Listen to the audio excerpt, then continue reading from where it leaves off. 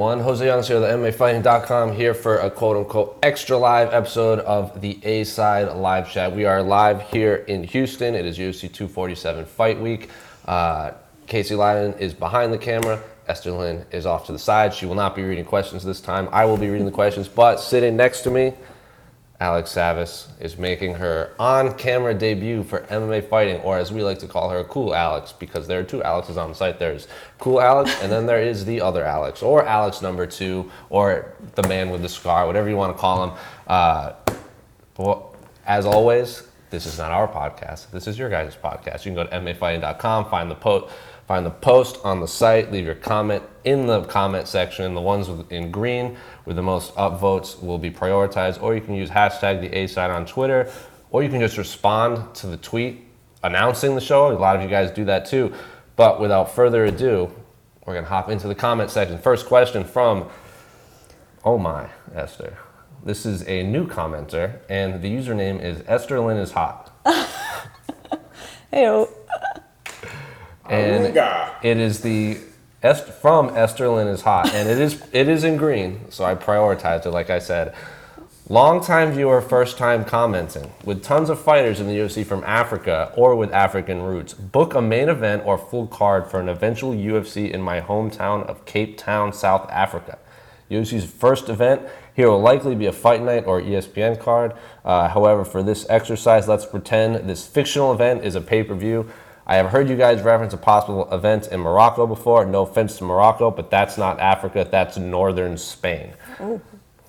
All right, okay. Strong words from Morocco. So, Alex, there are a lot of fighters with African roots, specifically from Nigeria. So let's break down a five-fight main card for a inaugural event in Africa. In Cape Town, South Africa. Cape Town, South Africa. I'm into it. It is the most gorgeous place on earth. Never been. I agree with him. We should go there. I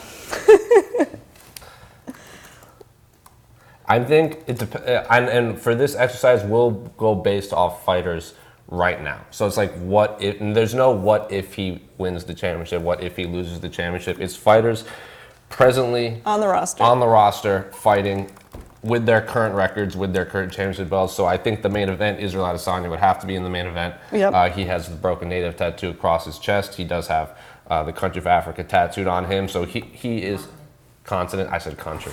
I'm dumb. It's been a day.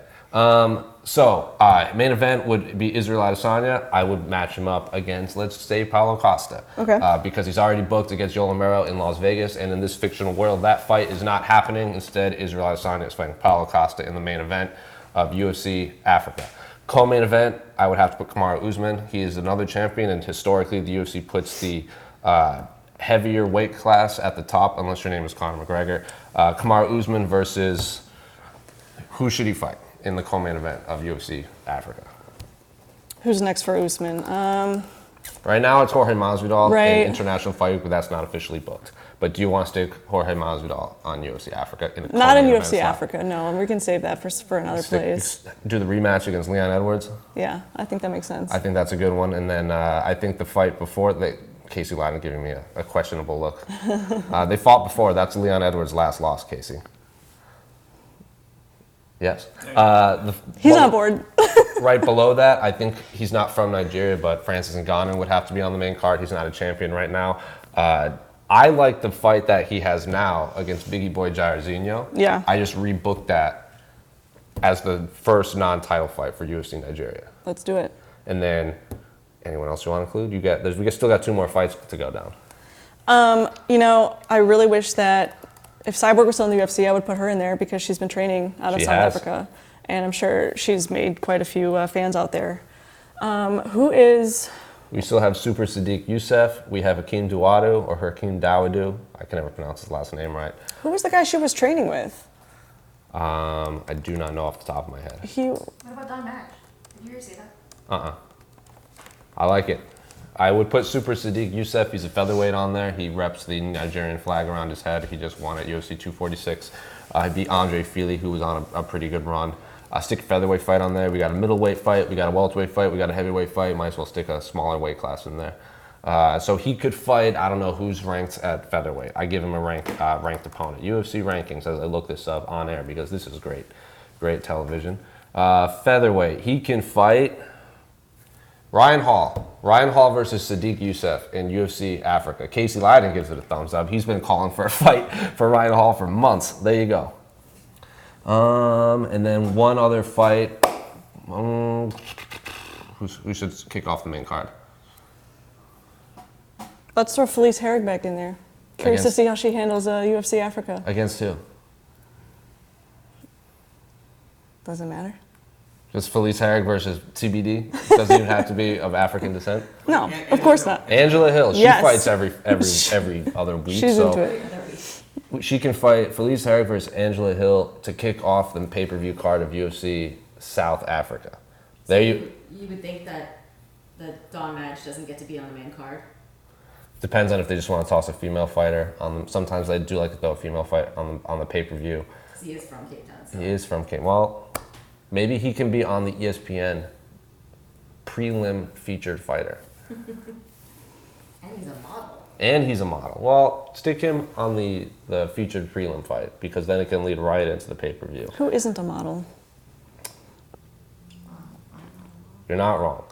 So there's our, from top to bottom, Israel Adesanya versus Paulo Costa, Kamaru Usman versus Leon Edwards 2, Francis Ngannou versus Biggie Boy Jairzinho, Sadiq Youssef versus Ryan Hall, Felice Herrig versus Angela Hill. You tell us in the comment section what you guys think for a hypothetical inaugural card of UFC South Africa. I'm also going through the YouTube comments to see if no one is disagreeing. No one's disagreeing. All right, but we're going to move along to Hefe01's question on the site. Upset this weekend? I have a weird feeling that this weekend will end with a new champion. Last time I felt a major upset was Chris Weidman versus Anderson Silva. Something in my bones is telling me it is very possible. If there is to be an upset this weekend of one or both of these pound-for-pound grades, which do you think is most likely? I personally lean towards Reyes having a breakthrough performance, but Katlyn is no slouch either. Well, first of all, it would be Anderson Silva versus Chris Weidman because Anderson Silva was the champion, so he would get top billing. Also, I don't really kind of view that as an upset because I pegged Chris Weidman to win that fight to begin with, but it was an upset nonetheless in the eyes of many fans and betting favorites. Bet odds makers. But out of the main event between Jon Jones versus Dominick Reyes, Jon Jones is very clearly the favorite. He's arguably the greatest fighter who's ever graced planet Earth. And then Valentina Shevchenko, on the same breath, is one of, if not the most talented fighters inside the UFC octagon. Not even when it comes to male or female. She is just uber talented. So of these two champions, who is most likely to be upset? I'm going to say Jon Jones. I'm not going to go against Valentina Shevchenko. She's militant. She's got very few weaknesses, and we've seen that. Jon Jones, I think, it's a lot easier for him to get caught than I think Valentina, if I'm just going to compare the two in that way. Yeah, it's hard. I feel like every time I kind of lean towards Jon Jones possibly being upset, he puts on the performance of a life. When he first fought Daniel Cormier the first time, when Daniel Cormier was undefeated, everyone kept saying oh, Daniel Cormier is his kryptonite, and Jon Jones basically manhandled him for 5 rounds, and then the rematch. I think the only fighter better than Jon Jones is Jon Jones rematching someone. Mm-hmm. He rematched Daniel Cormier, and he kicked his skull in. No. I looked on Fight Finder. That's not what happened. It's a no contest.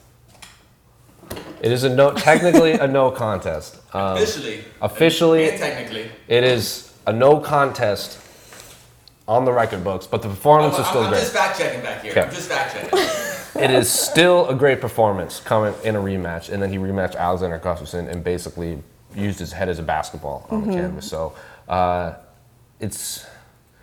it's hard to pick against Jon Jones, but I think it's even harder to pick against Valentina right now. I think there was a point in time where Jon Jones' talent was just the gap between him and number 2 was so vast, especially when he beat Daniel Cormier the first time. It was really who in the world is going to beat this man? And I don't want to say people have caught up, but the last few performances where after he beat Thiago Santos, I was doing the post-fight show during the press conference, and I was asking people, how did you score this fight? And the YouTube comments were all 1-2-5 Santos. A lot of people think Thiago Santos beat Jon Jones. Casey Leydon thinks Thiago Santos beat Jon Jones, and then his fight against Anthony Smith was not the Jon Jones we're accustomed to seeing. So I think in 2020, Jon Jones has looked more beatable lately, and I think Valentina is where Jon was a few years ago, where the gap between her is growing. and number 2 is so massive. Yep. Also, but at the same time, Valentina's coming off a quote-unquote lackluster title defense against Liz Carmouche, who Liz Carmouche lost her UFC job coming off that loss. Sorry, Liz. Casey, you care to chime in on the quote-unquote highlights of that fight? Oh, the highlights. Yes. The highlights of Carmouche Valentina. Yes, they were. They fought. They fought. It was a rematch. 25 minutes. Yeah. As it was a thing. As someone on Twitter pointed out, the invisible dummy in between them got beat up a lot in that fight.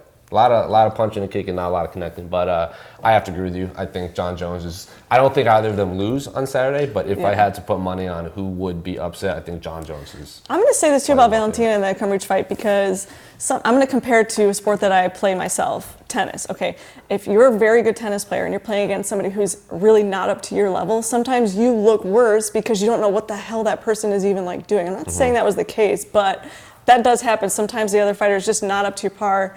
And you're kind of thrown for a loop. So that could explain why she acted the way she did. I don't know. It was also a rematch, and I believe Liz won the first time, if I'm not mistaken. Correct. So it was not, and it wasn't like she won and she didn't like blow the doors off her, but like it was coming off that decapitation of Jessica Ai. So if we go from that performance where everyone was like, this is the performance she needed, like she's been dominating, but she hasn't been like, there's not that front kick from Anderson, there's not the Showtime kick from Anthony Pettis. She needed that highlight and she got it, and then the next performance didn't live up to the highlight. So it's maybe it's just the clash of like the highs and the lows of being a champion, and everyone turned on her immediately. I know. After that, she went from like a co-main event slot to a main event, back to a co-main event. It is what it is. Someone in the comment, West Coast Cali, said the only people that think Santos won is because they're Jon Jones haters. Okay. She said, I had Jones 4-1, but then Max El Kukui Holloway says Santos 125.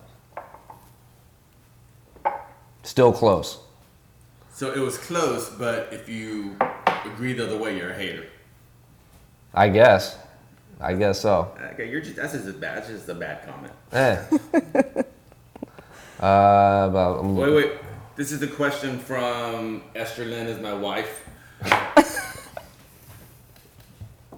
Will Shevchenko versus Chookagian be more like the Carmouche fight or more like the Jessica Ai fight? Jessica Ai. So you think it's going to be something big's going to I happen? don't know. These are two kind of like counter fighters. Like Jessica Ai was like kind of just like walking forward and didn't have her hands up and just took a baseball bat to the temple, where Katlyn Chookagian makes people like, I don't even think it's a detriment. Like she makes fighters just not fight the way they normally fight. Like the Joanne Calderwood fight was 3 rounds of them like circling each other, and like she'd go in and out, in and out, in and out.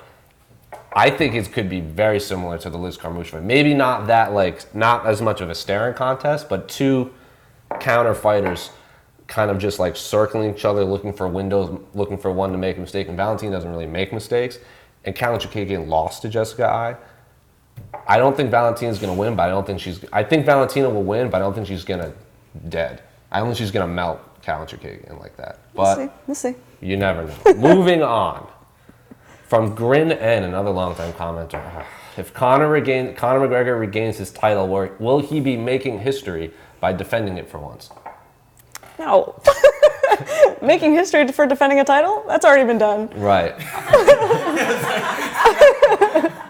Beg that. Demetrius Johnson has done it, like 12 times? We've seen it before. We've seen it before. Moving on. Bad question. From Ted Bear, would you give to Jessica Pene's GoFundMe? It's a bad situation, and USADA seems out of control. But so is Nick Diaz's 5-year ban for pot, and there was no public solicitation on Diaz's part. So should we rally behind Pene or chalk it up to that's what you get for not having a union? Well, you can't blame a worker for not having a union. It's not her fault job to put that in place. Would I donate to her? I mean, if I wasn't in this industry and had a lot of money, Sure. Sure, everyone gets some money. Why not? That's the question. Would you give to Jessica Penney's GoFundMe? Casey, would you give to Jessica Penney's GoFundMe? If you can afford it, give it. Yeah, if you can afford it, give it. If you support Jessica Penney, give it. What was I'd like it? to see like the proof and the files that she's talking about and the letters that went on and what really happened. And if she's got a case, hell yeah. I think it was, what, $40,000 in like 8 days she needs to raise. So Yeah. if you can afford it, why not? But to say that this is what you get for not having a union is a little harsh. It's not Yeah, up to her. that's not her It's fault. not like just guys just going to be like, you know what, guys, I think we need a union. And then all the fighters are like, yes, we need this to happen. Yeah, that question took a big turn at the end. The union thing comes up a lot when it comes to the USADA stuff. Like whenever we have a question about USADA fighters and suspensions and fines, the end of the question is always like, oh, and do we need a union? Well, sorry. No, you're good. It's So- literally the only way that fighters can fix it. It's the only way they can fix it, but it's the way they phrased it is odd. Like it's not up to Jessica Penney. Would it help if she had a union to back her? 1,000%. But it's not up to that's what you get. Sorry, guys. And it's a shame that, to take legal action costs so much money. So of course the rich are more protected, and now she's A lot of people were bringing that up, like Jessica Penney needs to raise like $40,000 or she'll never fight. Like she might not be able to fight again. She's like supposedly driving Uber and doing like these odd end jobs to make enough to fight this, but then the UFC just moves an entire card Right. for Jon Jones in like Right. 3 days. So yeah, it's a little lopsided. lopsided. It's sad, Like- and yeah, I'd love to throw money at anti-court. like you see Josh Barnett and Tom Lawler get like 2 years of their career taken away from them, and then they get cut like right at the end. But then Nate Diaz and I don't agree with what they did for Josh and Tom, and then Nate Diaz gets flagged for something. He's like, then I'm not fighting. You're all on steroids, and they're like, oh, our fault, my fault, guys. Like Nate, you can fight again. So Yeah. it's just like Yeah. the big names, as in life, normally get preferential treatment. I don't agree with it, but that's how the UFC operates. That's how life operates. So, moving on from Lodovic, another longtime commenter from the Luke Thomas days. True or false? So, true or false, and if you want to explain, you can. Mm-hmm. Jon Jones gets a point deduction for something against Reyes. Are we talking about eye pokes? Anything. Anything. False. Yeah, I'm going to say false. It's Herb Dean, and Herb Dean said that he's been warned by fighters before fighting Jon Jones that, like, hey, this guy eye pokes, and he's like, okay, I'm still going to call it like I normally call it. So historically, he has not been point deducted. He got point deducted for the Anthony Smith, like the knee on Anthony Smith, the illegal knee.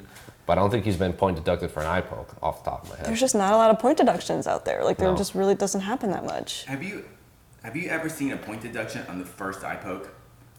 I can't remember many point deductions from eye pokes, period. Like, I know they've happened, but I can't Yeah. think of one off the top of my You head. give him some time to recover, you get a warning, and then you move on. And then it happens again, and he's like, close your hands, close your hands, Right. close your hands. Like And then Dominick it Reyes says, like you get one, is what he's heard. keeps- You get one. You get one groin shot, one fence grab, one eye poke. One, It's like- in the rules. Right. yeah. There's been on RMMA on Reddit, there's been a lot of videos of people holding gloves lately. Like, putting their fingers in the gloves to, like pull someone back or to kind of get balance, or like there was Oh, yeah. there was, Yeah. there was a fighter who was like off his back, and when the guy tried to step back, his hand, he was like, and he couldn't get his hand out, and like the guy was clearly cupping around, or like the Tim Kennedy, Yoel Romero one comes to mind, but there was just a whole lot of nonsense in that fight. So, but to answer the question, false. I don't think he gets a point taken away, unless it's something egregious like a illegal knee. Every time we interrupt, since we're not on any kind of audio channel or we don't have mics, I'm gonna you can call us the B side. The B side? Okay. True or false? Fans will be booing at some point during the Valentina versus Katlyn fight. True. Yeah, 100% true. That's always a safe bet. Fight fans are an odd bunch. Do you think the better question? Do you think we see the wave or the flashlights come out? Oh, I hope not the wave. I hate the wave. So do I. They did the flashlight thing and the wave during was it Cynthia Calvillo and Corny Casey in Phoenix, and then they did the wave when Tim Kennedy was fighting Hodger Gracie at UFC 162. They even did they did both during the Tyron Woodley Stephen Thompson too, when they just circled each other for 25 minutes. I don't. If I'm in a sporting event and people do the wave around me, I a don't want to di- get up. I got like my stuff. I got like food. Like I can't get You're also up. watching people like fist fight inside of a cage. Like there's no like baseball stuff. They do it not because they're bored, but because it's like just like a thing they always do, and same as soccer games. But like a fight, like a UFC event, like come on. It's dark in there too. You can't really see. That's why they take the happening. flashlights out and they all Yeah. wave him around like Bray Wyatt's making his entrance. True or false? Derek Lewis knocks out Ilia Latifi in the first round. First round false, second round true. I think this fight will end in a knockout, and I assume it will be Derek Lewis, but I don't think it will be the first round. He fought Blagoy Ivanov to 3 rounds, and people were like, "Oh, he didn't knock out Blagoy Ivanov." Blagoy Ivanov has been stabbed like violently, and he's still alive. So I think he survived worse than fighting Derek Lewis. So I was not surprised he didn't get knocked out. People were criticizing the Ivanov fight. They Yeah, didn't knock that him fight out. ruled. Those stupid fans. Go home. The B-side chiming in and calling fans stupid. More at 11. True or false? Leon Edwards will walk out to a quote-unquote, and I'm using this because they wrote it, Leon Edwards will walk out to a song, I'm using, for those just listening, air quotes, by Tyron Woodley. False. He's not going to do it because I don't think the stadium would recognize it as Woodley's song. I don't think the joke would land. I don't think it would be for the crowd. I think it would be to mess with Tyron Woodley. Yeah, that would. I feel like Woodley would be the one too. It would piss him It would off. piss him off. How is that? It's like, how's that messing with them? It's like, oh, I'm gonna publicize your music. Well, because Leon Edwards talked a bunch of trash about the song, and then Tyron Woodley. So this is what Leon Edwards said to our own Pizza Carol on the Eurobatch. You should check it out. Leon Edwards said he talked junk about the rap song, and then Tyron Woodley DM'd him to like criticizing his criticism, and then blocked him. So like the precedent, like this basically all started because Leon Edwards was talking a bunch of greasiness about Tyron Woodley's song. And the Tyron Woodley's like, if you keep talking trash, I'm not going to fight you. And I was like, that is a very odd reason not to fight someone. A, come out with a diss song, or B, fist fight him.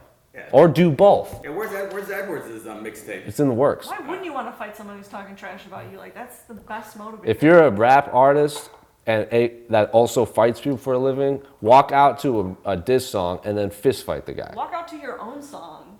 It depends on if the UFC will allow that, because like they didn't let didn't Anderson Silva's son make a song? They didn't let him walk out for a minute, or like Brian Ortega had one of his friends made a song and the UFC didn't get like the rights to something or other. I don't quite know the whole story, but it is what it is. So, but what was the? I'm gonna say true because I want it to happen First round? so bad. No, the Leon Edwards Oh, walking really? out to a song by Tyron Woodley. I want that to happen so badly. Cowboy will fight twice before Conor fights again. False. I'm going to say false too. I don't think Cowboy fights until, if he fights again, it'll be late 2020. If I'm his team, I'm like, you cannot fight again until late 2020. And I actually do think Conor will fight relatively soon. I think he'll fight in the summer or September. But if Habib beats Tony and they want to do that rematch, Habib doesn't really fight in the summer because of Ramadan, so that would be the only hold up. But at the end of the day, as is tradition on the A side, we always have to point out the loser in this whole scenario is Justin Gaethje. Oh. More true or false from Eduardo Bueno. True or false, Jon Jones finishes Dominick Reyes. True. I'll say false just because I want to be different. I think it'll be. I think Dominick Reyes is intelligent enough not to get finished, but I do think he will lose. True or false, Jones will fight Stipe next. I'm assuming after Dominick Reyes. I'm going to say false solely because I think Daniel Cormier fights Stipe next. The trilogy. Yeah.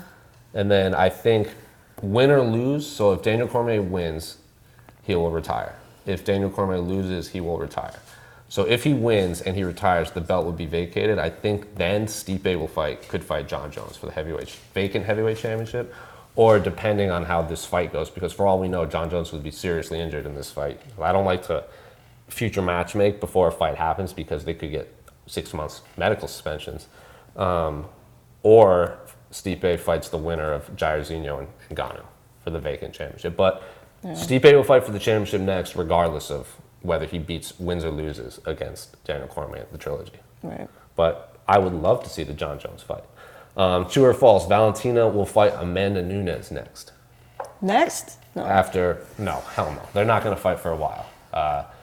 Amanda Nunes has said she wants to defend her featherweight championship next. I would love her to fight Felicia Spencer because, as Casey Leiden has pointed out many a time, Amanda Nunes historically doesn't look great off her back, but she's not really fought anyone that's put her on her back. It's always been strikers that she can out-grapple, or like when she gets fights, Chris Cyborg, she just gets in a firefight and connects and knocks her out. Or she fights Ronda Rousey, who tries to clinch up and can't, and then she just tees off on her. So Spencer would be a really fun fight, which again is why the fight against Cyborg at UFC 240 didn't make any sense, because they just knocked off a potential 145-pound contender and then let Chris Cyborg ship out. Yeah, that's a shame. But I also, if Megan Anderson wins her next fight, that'd be, 2 in a row? I feel like they would give it to Megan Anderson over Felice Spencer, even though Spencer has a win over her. Amanda versus Megan? Yeah. Interesting. I don't know if I like that for Megan. I don't either. I think the Spencer fight is, to me, would answer more questions about Amanda than the Megan Anderson fight. Yeah. But if they want to, like, Megan is tall, she's long, she's from the part of the world that they're trying to really push right now in the Australia, New Zealand countries, or Australia continent, New Zealand the country. Australasia. Australasia. Wait, you say you don't like? Oceania. Whatever. What you say you don't like Megan fighting Amanda. Amanda? Why not? Because I like Megan. That's what they do. I know. I think that's what Megan wants. Yeah. For sure, good for. I mean, yeah, I wish it for her. I really do. The fight would be great for her, but I don't see it going in her way. So you rather her just fight not the title forever? just keep getting better until she's good enough to fight Amanda Nunes. Yeah, she's relatively new in the UFC, and She's coming off of a big win in Australia. I think that was the first time she ever even fought in Australia, right? It wasn't that that's one what of the she said. I stories? think. Yeah. No. Since like Invicta, Oh yeah. since she went to Invicta, she originally started. Her first couple of fights were over there. Or she didn't. Yeah, no, you're right. Her first 1, 2, 3, 4, her first 5 fights were in Australia, and then since then it was all Kansas City, California, and then Rochester, and then she fought Melbourne. So but like Felicia Spencer not only beat her but tapped her, and a fight she should have gotten a performance bonus, but she didn't. No. Casey puts his hands up. He's like, "Don't get me started." True or false? Jon Jones will face at least one picogram problem in 2020. False. If we haven't heard it yet, I have a feeling that's just that's under the rug at this point. Do you think it's under the rug because it's not there, or do you think it's under the rug because people are pushing it there? People are pushing it under the rug. Yeah, I don't think USADA wants to deal with that. If this was a situation. pulsing thing, then they literally set themselves up to be able to say that this could come back. Yeah. And it hasn't come back. Weird. I agree. So I'll say false. Colby Covington gets another title shot in 2020. It could happen, sure. It could happen, and they were like, Usman is supposedly fighting Jorge Masvidal International Fight Week in a fight I think we can all agree makes sense right now. I think Masvidal Conor would make the most sense financially, but in terms of the welterweight title picture, I think Masvidal is the next man up, especially because Leon Edwards is already booked against Tyron Woodley. If Leon Edwards beats Tyron Woodley, I think he would most likely be the next man up, especially if Kamaru wants to keep defending his belt rather than take all these super fights. Yeah. But Kamaru Usman's manager, Ali Abdelaziz, said, like, if he wants it, he can come get a rematch again after they finish they have unfinished business with Masvidal. So. And the people want to see it, I'm sure. People love the good guy, bad guy thing. Casey Leiden from the B-side wants to chime in. If Kevin Lee wins his next fight against Charles Oliveira, Kevin Lee back up to 170, fights Colby. Bernie versus Trump. Oh, I'm into it. I mean, and I think that kind of lines up with election season. So assuming Bernie wins the Democratic nomination. Put it at MSG, Trump's home city. Oh yeah, right. and New York loves Trump. Let's get some extra security on that card. My goodness. You can email UFC.com, Dana at UFC. Dana White at UFC. Yeah, Dana.White. Just tell him at the press conference. Just be like, question from Casey Leiden. Not really a question, more of a suggestion. Oh, okay. No, just a demand. Yeah, demand, Mr. White. Well, Kevin Lee's already said that he took the fight against Charles Oliveira in Brazil because he was promised a fight against Islam Makhachev in Russia after this. And it's a win. That's true. Could be in 7 years from now? I like the what we were talking about before, where if Valentina beats Katlyn, and they do need to go to Russia again, they could put Valentina versus Roxanne Modafferi for the championship in Russia. Roxanne's already beaten Valentina's sister in Russia. Put Kevin Lee versus Makhachev as the co-main event. I like that. And then Roxy beats Valentina for upset of the year. If Roxanne Modafferi beats Valentina Shevchenko, that would, oh my God. Weebs rejoice. That's all I'm going to say. Moving on. Trumbo, one of our longest commenters. 2020 promotion. There's some great fights scheduled for the first 4 months of 2020, but is it just me or does everything feel flat? Not a lot of media, press conferences, or anything. Khabib Tony, Zhang versus Joanna, Izzy versus Yoel, Jones versus Reyes. Is it just me or does the excitement level around the fight so far seem kind of deflated?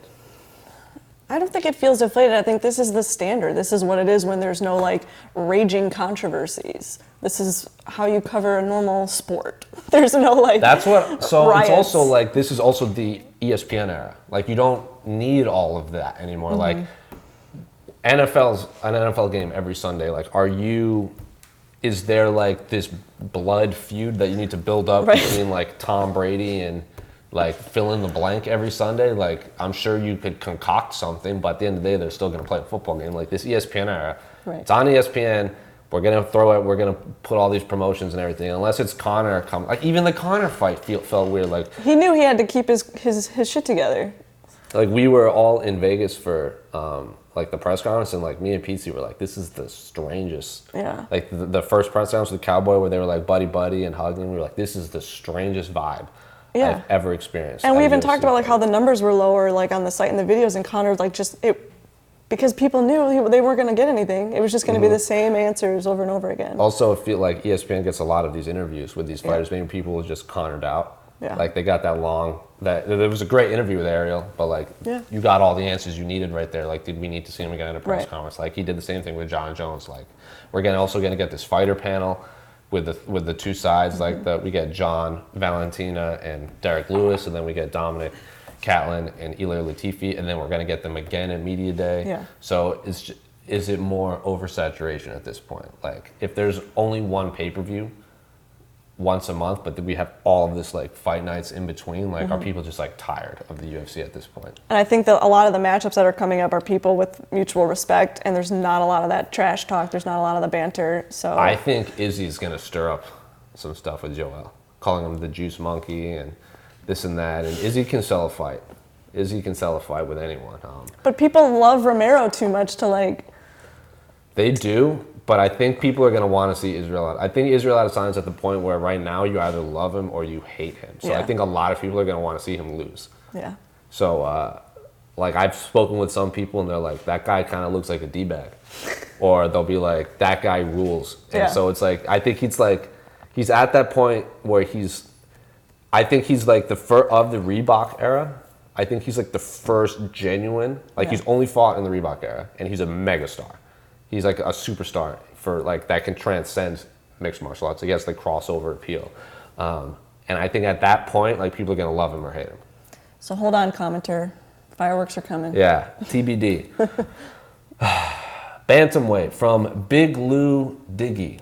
Can the A-siders straighten out men's bantamweight? Is this the second or third deepest and most exciting division in MMA at the moment? Cejudo defending against Aldo in Brazil is certainly not ideal from a ranking standpoint. That being said, personally not aghast over here. Let's match up the rest. Aldo versus Jan in a fight night main event for #1 contender. Cruz versus Edgar, because this must happen. Sanhagen versus Marlon. Let's see how Cody and his son Cell play out. So I think Edgar should fight Sanhagen because they were already matched up to begin with. Dominick Cruz isn't even cleared to come back yet, I think. So I like the Sanhagen Edgar fight. I think it's not Cruz versus Edgar, but it's similar. And Corey Sanhagen has said numerous times that he kind of models his fight game off of Dominick Cruz. I like Aldo versus Jan a ton.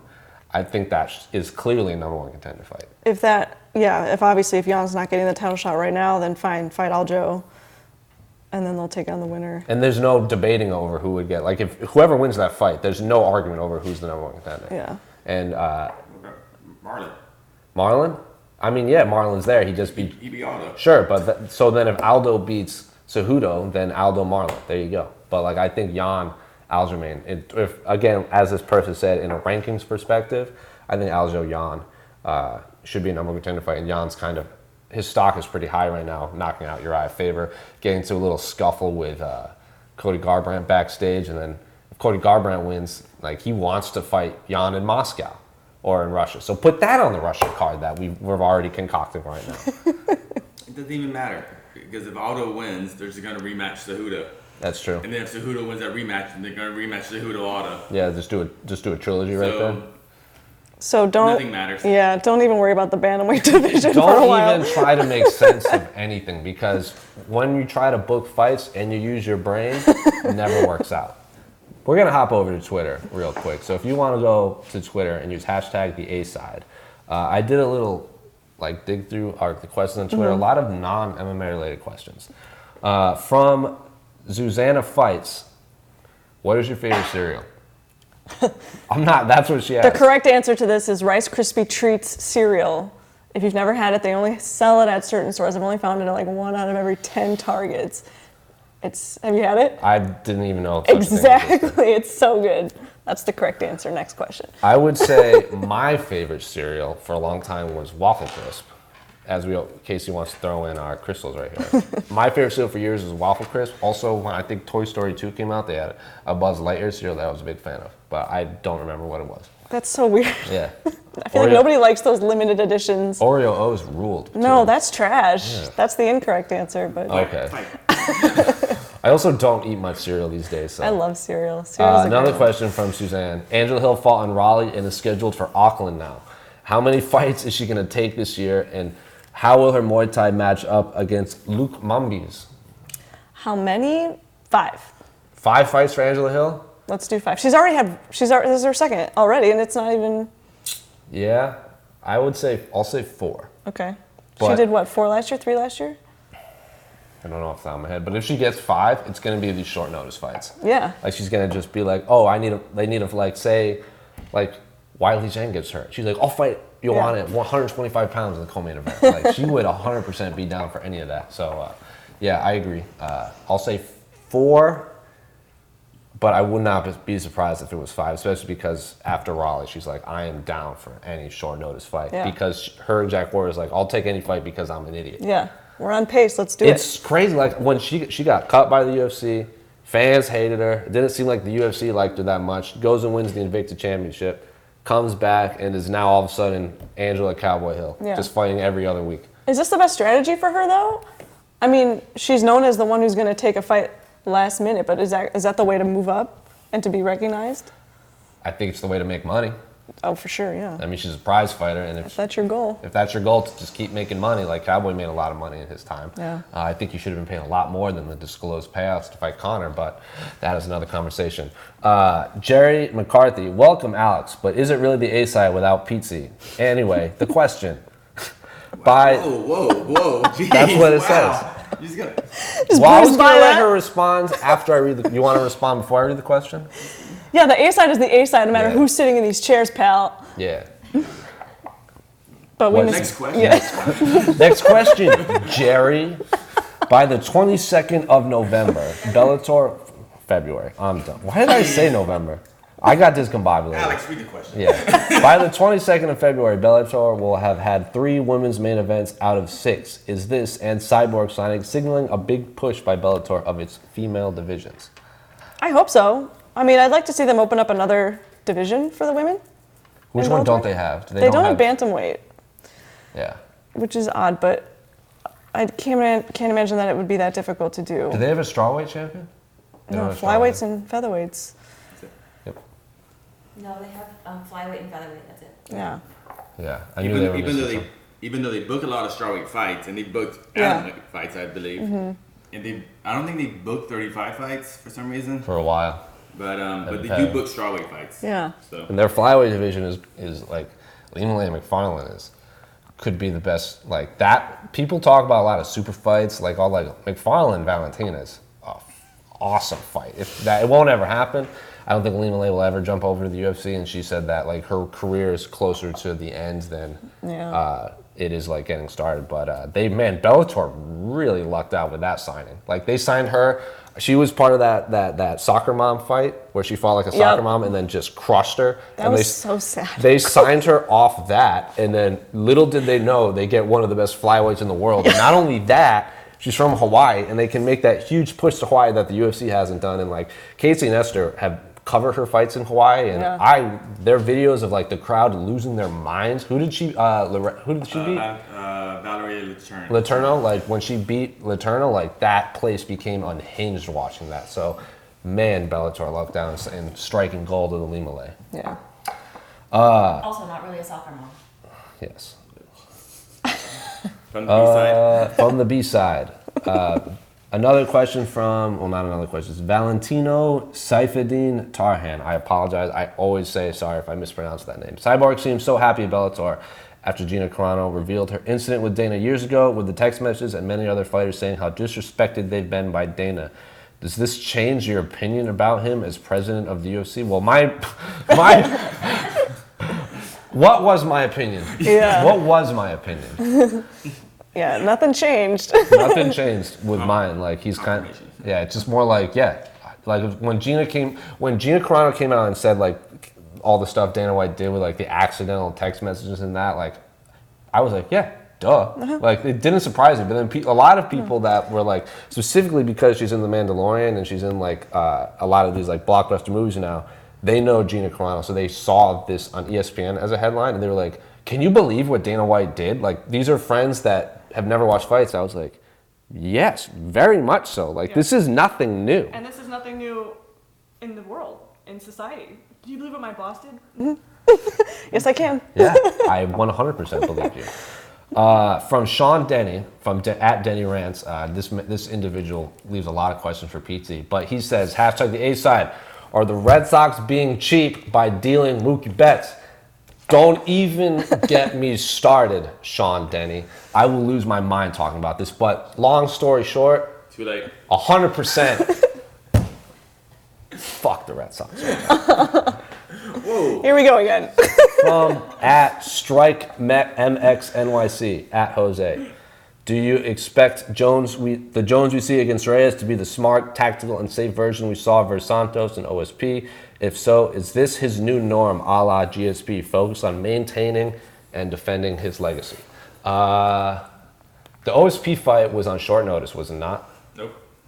OSP was on short. That's what I'm saying. Like, so the Jon Jones normally doesn't like take these like late minute replacement fights. Oh, I see. Yeah. So like, remember when who was it no, that? But it was short-ish. It wasn't like a week or. Correct, but like, what? Have that discussion with Alex instead of the B side. Oh, he was jumping in. So, anywho, Stop jumping in. do you expect to see the Jones we see against Reyes to be the one against OSP and Santos? I don't. Well, the OSP one, I don't know if you remember. I can't remember what the original fight was going to be, but Jones took the fight against short notice. Well, OSP stepped up, and historically, Jon Jones doesn't like that. Like, remember when Chael Sonnen offered to step in for Dan Henderson? He's like, no. Like, I like to have a full camp prepared, but he did it as a favor to the UFC to like kind of build himself back up. So, what do you expect? No, I think we're going to see the Jon Jones you would expect, the full power. I think with all this like talk about like, oh no, he's never fought anybody like Dominick Reyes, he's more athletic and blah blah blah. Like Jon Jones says, like that's the stupidest thing I've ever heard. Like, one, everybody's athletic, and number two, like everybody he's fought is athletic. So he's just going to come into the fight like his normal Jon Jones self. Right. So the long story is, I personally think every Jon Jones we see against any other opponent is like completely different Jon Jones. I think he reinvents himself every single fight, similar to like Alexander Volkanovski kind of touched upon that when he fought Max Holloway. He says like a lot of fighters, they'll just bring in what they have to fight Max rather than like he's prepared to fight every person differently to use their weaknesses. And I think Jon Jones is a master of doing that. Yeah. So again, I have no idea. I know Jon Jones probably has a lot of like, even in the press conference, he was like, all you have is a left hand. Like he already knows he believes he knows what Dominick Reyes is bringing. So who knows, because every Jon Jones fight is different. From Dorji Taming Ginseng. I'm sorry if I mispronounced that. Another similar question. Given how Jones looked in his last fight, do you think he'll that much more motivated to not just win, but to do it in a dominant fashion? Huge MMA fan. Peace and love from India. Shout out to this live chat. Well, hello, India. We're live here in Houston, so it's a similar question. Do you think Jon Jones' last performance will motivate him to just like blitz through Dominick Reyes? I don't think that's the way that his mind works. I could not agree more. Yeah, I don't think that's how they see it. Like you gotta, your last fight's a knockout. You gotta get another knockout. Like it's no. A lot of these fighters will tell you like a win is a win. You know, that's what they're gunning for. Yeah, I don't see like. I can't remember who said it, but it was like once you win the championship, it's like the pressure to just retain is just so high. Like, yeah, you put on all these spectacular performances to get there, but then once you win and you get a sense of like, oh, now that I'm champion, I get more money, I can get pay-per-view points, I get more sponsorships, and then you lose the belt, all that goes away. Yeah. So like the as like a number one contender, like if Jan and Aljo fight, oh, you lose, you can win another fight and get right back in title contention. You're a champion, you lose a lot more than just the belt. It's everything that goes around it. So maybe the pressure to win is there, but I don't think the pressure to put on a spectacular performance is there in Jon Jones. I think like the more focused you are, like let's say Jon Jones was in thinking I'm gonna get a knockout. The more you're looking for a knockout, the less you're looking for other ways to win, and that's not a great strategy. So let's see. So many questions. Oh, from fans of Mr. Stationary. Don't know what that means. What would be the biggest upset of 2020? I think we mentioned it. Roxy to Valentina. Like, but this person also didn't say like scheduled any fights? sort of scheduled fights or. In our hypothetical world. What would be the biggest? Because that's the one that could potentially actually be booked. I mean, obviously there could be bigger upsets, but this is also like again like Josh Emmett knocking out Francis Ngannou. That would be a big upset.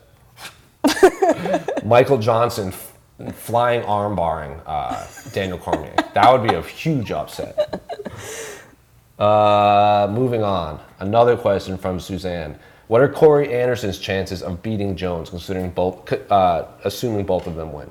Pretty good, sure. Sure, why not? He's on fire. Yeah, he's on fire, but he also has to beat Jan Blachowicz, who, say what you want about Jan, but I think he has a very not similar style, but he makes people look terrible. Yeah. Like against, like he knocked out Luke Rockhold, like fair play to him, but then against Jacare, like he made Jacare look bad. He makes, the fight against Jimmy Manuel, that second fight was awesome, but he can really like drag you out of your element. Yeah. If Corey Anderson wins this, then this next one, I think he stands a pretty good chance. But again,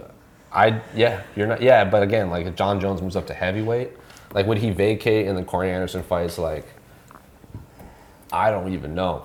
That's messy. The win, like Anthony Smith versus Glover Teixeira. Yeah, I know. Like, it's rough.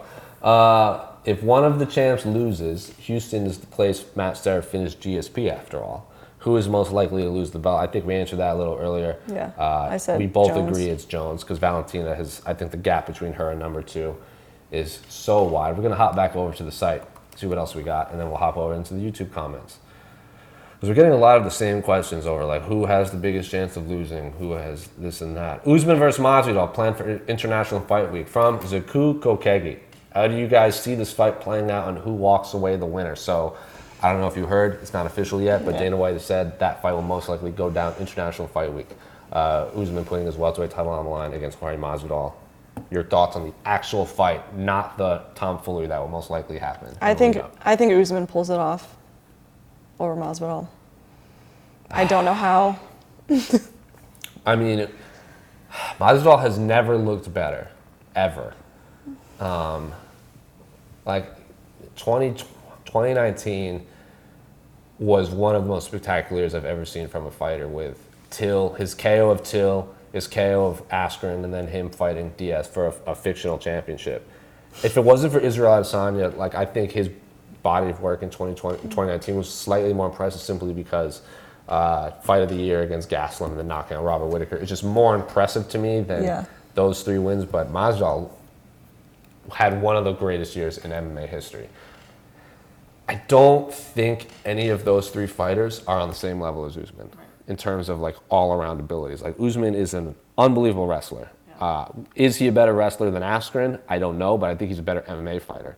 Definitely a better striker. And then Nate, say what you want. I think we were all in agreement that was way too quick of a turnaround from fighting Anthony Pettis in August to then fighting Jorge Masvidal in November. Yeah. Correct? Yeah. So you say Usman, how? Decision, knockout, KO? Let's go TKO. TKO? Yeah. What round? You think he reaches championship rounds? No. Because Usman doesn't normally finish people. Like, yes, he finished Colby Covington. He has finished people, but who knows? I think it's going to be an incredibly violent fight. I don't think it's going to be a boring fight whatsoever. No, it's not going to be boring Especially at all. because that fight against Colby Covington was awesome. Yeah, that was. To me. And then Masvidal has looked pretty unbelievable. Well, not pretty unbelievable, but... and talk about hype. I mean, those two don't like each other, so that makes for your fun press. I don't think we got enough camera angles from that little dust-up. Scuffle. That little kerfuffle in Super Bowl Media Day. So if anyone has more camera angles, like a drone shot or one coming up from like a drain, like you let us know. I'm going to hop over. Max Sherman has asked about Michel Pereira maybe 100 times in this chat. So what are your thoughts on, he's just asking, he's like, Michel Pereira, question mark, Michel Pereira, Michel Pereira, Michel Pereira. What are your thoughts on Michel Pereira to ease Max Sherman's mind? He's fighting Diego Sanchez. He's fighting Diego Sanchez in Rio Rancho. So there you go, Max Sherman. Two thumbs up. Two thumbs way up. Casey Lyon and John Wayne walking over here to talk about Michel Pereira. I had to stand up. I was just like, damn. There were a serious lack of backflips going on in that walk-up. A better question would be ask Alex K. Lee because that man is a big fan. Charles Oliveira is going to submit Kevin Lee. Okay. Someone goes, Jorge by baptism, Kamaru Usman is going to freeze. I don't think he's going to freeze. I don't think he's I gonna think if he was freeze going to freeze, he would have froze against Colby, and we've seen that was not the case. Romero versus Adesanya. Who do you think, like, early... I know we have a whole nother fight week and a whole nother preview show, a lot of A-sides to go before that, but what are your thoughts on this fight? I'm taking Romero. Really? Yeah, I am. See, I was watching a lot of Romero's past fights, and one thing that really stuck out with me is he is not afraid to lose a round. Yeah. He'll lose 4 rounds in 4 minutes just to land that one crippling punch. He can clearly go 5 rounds. He's done it a few times, so... But will Izzy make a mistake and get clipped like that? Like, he got rocked bad against Kelvin Gastelum. And Kelvin Gastelum, I think if Kelvin Gastelum hadn't shot in for that takedown, Kelvin could have won that fight. Like, if he emptied the gas tank in that 4th round and just started piecing him up, he could have won. I don't think I'm going on a limb saying that Yoel Romero's probably stronger than Kelvin Gastelum. So if Yoel rocks him and shoots him for a takedown, I have a strong suspicion that he will probably get it, again, especially against the fence. Yeah. I don't think he's going to pull any of that, like, look over there, and then Paulo Costa's like, where? And then all of a sudden, Yoel Romero's coming in with, like, a right hook. I don't think he's going to pull that against Israel Adesanya. No. Casey is on record saying he thinks he's going to style on Romero. He thinks Israel Adesanya is going to put on a performance of a lifetime. It wouldn't surprise me. I don't think he knocks out Yoel. No. I think he either goes 5 rounds or Yoel scores a knockout. Yeah. I don't think anyone is going to be submitted in that fight. Let's see. Masvidal will KO Usman with the same punch that put Till out. Tell the B-side we don't need Casey's yapping. Rude. The Beats next fight has got to be a 5-round fight. Who do you think is next? Him versus Ortega or him versus Jair? Thanks for answering my Twitter question earlier. You are most welcome. So who do you like next versus Beat? Did he give options? I think it's him or Ortega or him or Jair. I'd like to see Ortega. I think, especially if Holloway-Volkanovski is the next rematch, which means I was saying for a long time Korean Zombie should get the next title shot. Yeah. And then Holloway should take some time off, and then whoever has the belt when he returns, Holloway fights. So if in this world, Volkanovski-Holloway 2 is next, I think I selfishly want Zombie versus Ortega really badly. Like, I've been asking for that fight for 4 or 5 years. Like, people on this show know how demoralized I was when that fell apart. So I rebooked that, selfishly rebooked that, and then I do Zabit and Yair. If they don't want to put Valentina on the main event of a Russia card, I think that's an awesome 5-round fight. Oh, yeah. For a UFC Moscow Fight Night cards. Because they were booked before. I think it was UFC 228 in Dallas, and then Yair pulled out, and then Zabit got that Suvlov stretch. I think it was against Brandon Davis. Right. And then before Yair fought Jeremy Stevens, a lot of the questions leading up to that were about Zabit. Yeah. So I like those 2 fights. And then Koreans, and then I don't know who fights. But then again, like Zabit Zombie would be awesome too. Ryan Hall. Sure, Ryan Hall's fighting Sadiq Youssef in Africa, remember? He's already booked. Cover them. Someone goes, you guys don't seem to know much about Michel Pereira. He's the co-main event next week, so they'll be forced to discuss him. All right, then we'll discuss him next week. Like, he's an exciting fighter who does crazy backflips. I think he blew his gas tank out in the first round of his last fight and then lost. He also missed weight. So let's see him make weight first. Yeah, Poke the bear. He also had no corner. Oh yeah, he didn't have any corners last. That was in Vancouver, correct? I think it was the Gaethje Cowboy fight card.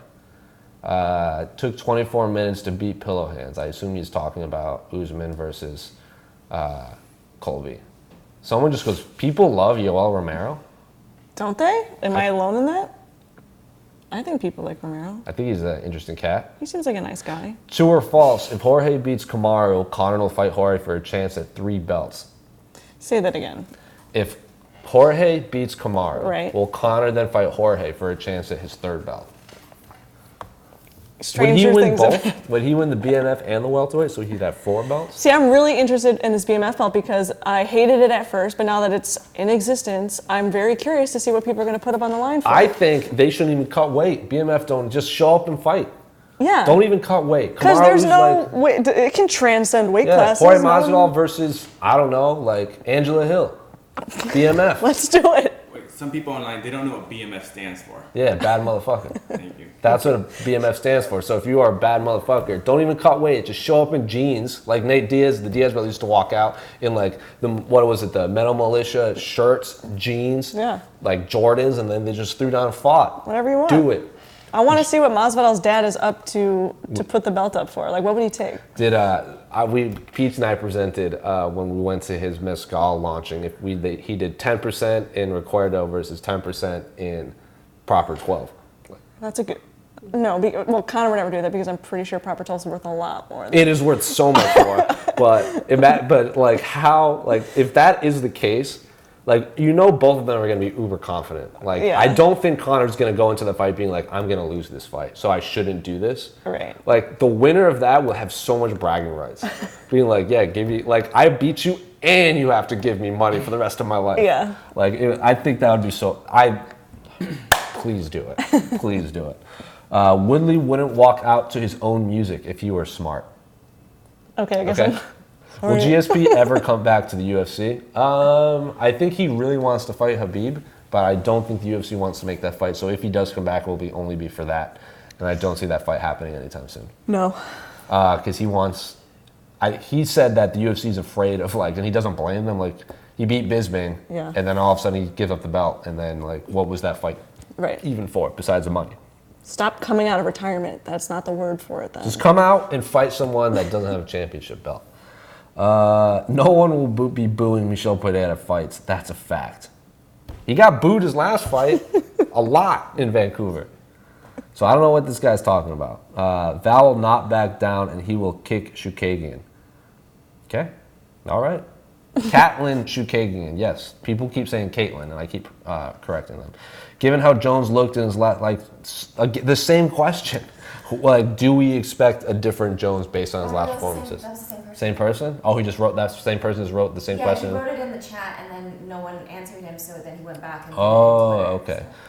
Again, right here, Santos 125, but then someone else wrote Jones 4-1. So, how did you score that fight against Thiago Santos? I didn't. I don't score along with fights. Really? No. So at the end of that fight, who do you Did you thought like, oh, Jones clearly won this fight? I did, but that was probably my biased opinion. Yeah, I watched it cage side and then rewatched it again through the broadcast, and Thiago Santos looked a lot better through the broadcast. Like watching it from the side, it looked like Jon was just stalking him down the whole fight. Like I thought it was really close, and I thought Jon Jones won, but then rewatching through the television, I was like, oh, I 100% see why people thought Thiago Santos won this fight. Conor should fight Justin Gaethje before Khabib. I agree. It will not happen. The loser in this whole situation is Justin Gaethje. What were you going to say, Esther? You have a Twitter question. It's the Twitter. Hopping all over. Who from who? Oh, who are your pick? Oh, we got it. Is it the same? Oh, the same person asked the same question on YouTube. Mark Liam. Who are your picks for? Who are your picks for the next president? My hunch says Casey and Esther are Bernie 2020 by deposition, while José is Mayor Pete Booster. I don't have a read on Alex, but I am highly confident that Pete Carroll would ride Trump all the way to the White House. What is that question about? I just had to bring that up because I know Pete would be very offended. Pete would be very offended. Don't worry about it. Slightly offended, but. Do you want to answer the question then, Casey? Yeah. Don't worry about it. I know Pete would be very offended by it. Hey, tell these commenters to stick to sports. Stick to sports, guy. Jeez. Stick to sports, Mark. Sprots ball. Let's talk about Shakira. Question from Esterlin is super hot. And is also my wife. Alex and Jose, can you do the Shakira la la la la? No. Nah, you set the bar way too high. I'm not putting that out on the internet. You set the bar way too high. No need to get yourself a gift in the first place. Oh my god. Who do you think, from Ricardo on the YouTube comments, who do you think is a dark horse in the middleweight division? Hold. Jared Cannonier, Captain Crystal. Is he the dark horse though? Right now, he's kind of, he doesn't even have an opponent lined up yet. Why you look at that answer from the B side? Yeah. From the B side? Is 185 right now actually, not Izzy himself, but is 185 the weakest division right now in the UFC? But divisions go through waves. Yeah, because I think the mass exodus to light heavyweight really hurt them. Like losing Anthony Smith and Thiago Santos and all these fighters kind of exit. Costa's injured, Romero's coming off 2 losses. Whitaker's obviously off a loss. Cannonier, and then after that, it seems like a pretty big drop. Calvin, Till, Brunson. I don't think there is one. Well, we don't know. Yeah, we don't know. He just seems like a prospect. Is it weak or is it just that competitive? Well, weak only relative to the other divisions. How about that? I'm going down the list. This is the top 15. So Israel's Adesanya is the champion. Whitaker's 1, Costa's 2, Romero's 3, Cannonier's 4, Till is 5, Hermanson is 6, Gastelum is 7, Brunson is 8, Shabazian is 9, Uriah Hall is 10. That's the top 10. And then supposedly Jacques Reyes coming back down to middleweight. And then we have Brad Tavares, Omri Akhmedov, Ian Heinisch, Carlos Jr., and Anderson Silva sitting at 15. I think of all the divisions right now, middleweight, it seems to be the rebuilding division right now. It's not... Not heavyweight? Heavyweight is very top heavy. Heavyweight's always sucks. There's a lot of fighters in the heavyweight division that end in like OV or VICH. I mean, the middleweight, you could take all these rankings, shuffle them all up, and they'd still make sense. Like, it just... How about women's featherweight in the UFC? The dark horse?